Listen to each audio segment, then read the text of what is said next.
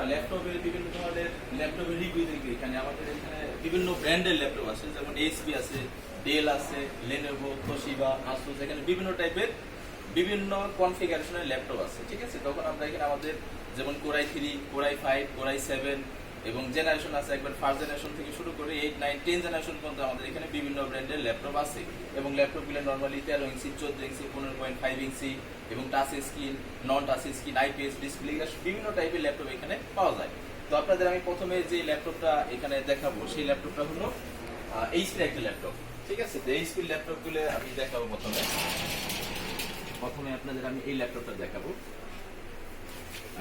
এটা এইচপির একটা laptop, EliteBook সিরিজের একটা ল্যাপটপ। ঠিক আছে, এটা হলো 8 জেনারেশনের কোরাই 7 ল্যাপটপ, অর্থাৎ অনেক আপডেট মডেলের ল্যাপটপ। এটা 8 জেনারেশনের কোরাই 7, যেটার র্যাম ইউজ করা হয়েছে DDR4 এর 2400 বাসের 16 জিবি র্যাম ইউজ করা হয়েছে এবং এসএসডি ইউজ করা হয়েছে M.2 512 জিবি এসএসডি ইউজ করা হয়েছে, অর্থাৎ হাই কনফিগারেশনের ল্যাপটপ। তো আপনাদের আমি এখন সংক্ষেপে এটার ভিতরে থেকে যে কনফিগারেশনটা আছে, আমি এটার ভিতর থেকে কনফিগারেশনটা দেখানোর আপনার চেষ্টা করব।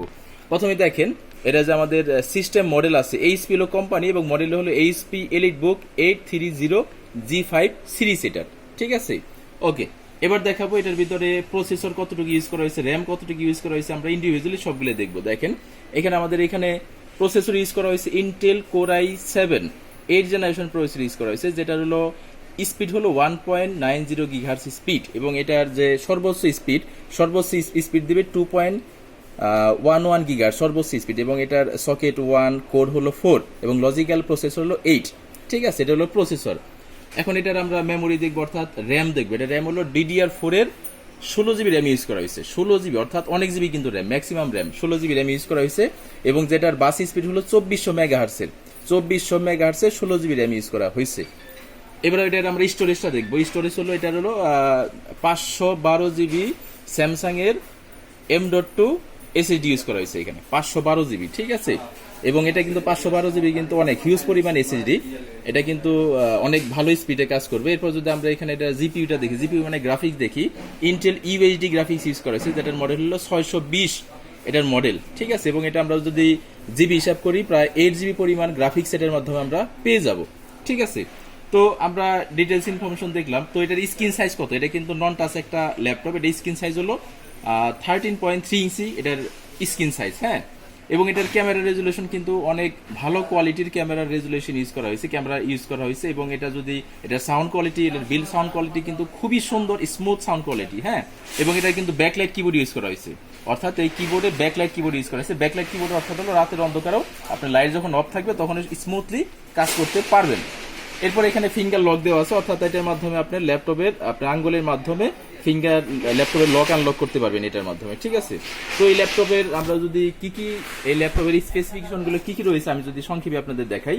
যেমন এই পাশে আছে চার্জিং পোর্ট, এর মাধ্যমে চার্জ দিতে পারি। এই পাশে আরেকটা পোর্ট রয়েছে, এই পাশে আরেকটা পোর্ট রয়েছে, এই পাশে আমাদের ল্যান্ড পোর্ট রয়েছে। ল্যান্ড পোর্টের মাধ্যমে আমরা কম্পিউটারে ইন্টারনেট কানেকশন করতে পারি, যদিও এটার মাধ্যমে আমরা সিমের মাধ্যমে কানেকশন করতে পারবো, ওয়াইফাই এর মাধ্যমে কানেকশন করতে পারবো, অর্থাৎ 3 ধরনের কানেকশন এটার ভিতরে দেওয়া আছে।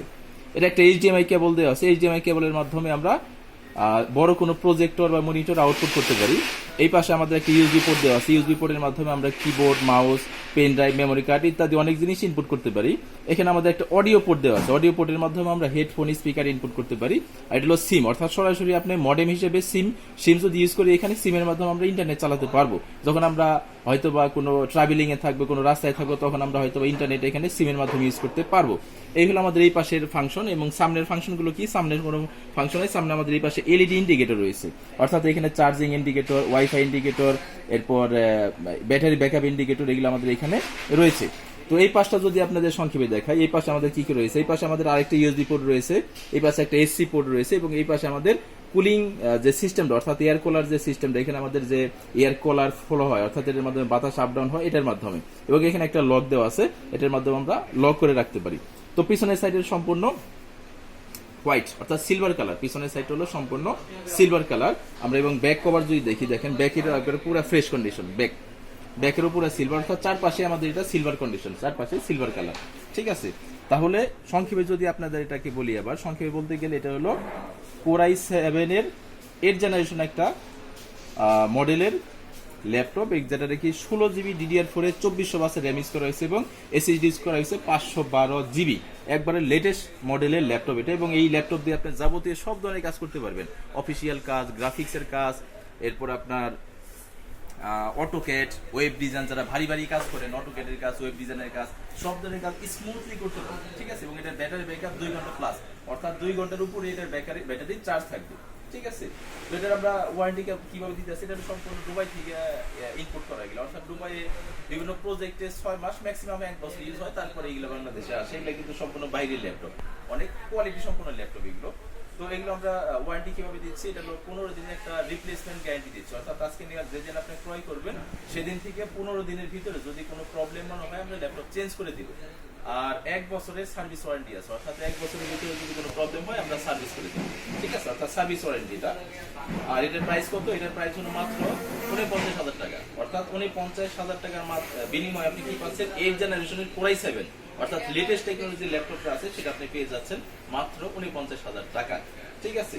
তো এই হলো আমাদের ল্যাপটপ। এখানে আরো বিভিন্ন টাইপের ল্যাপটপ আছে, এখানে আমরা যদি রেখে দিই এটা, এখানে আমাদের আরো বিভিন্ন টাইপের ল্যাপটপ রয়েছে এখানে।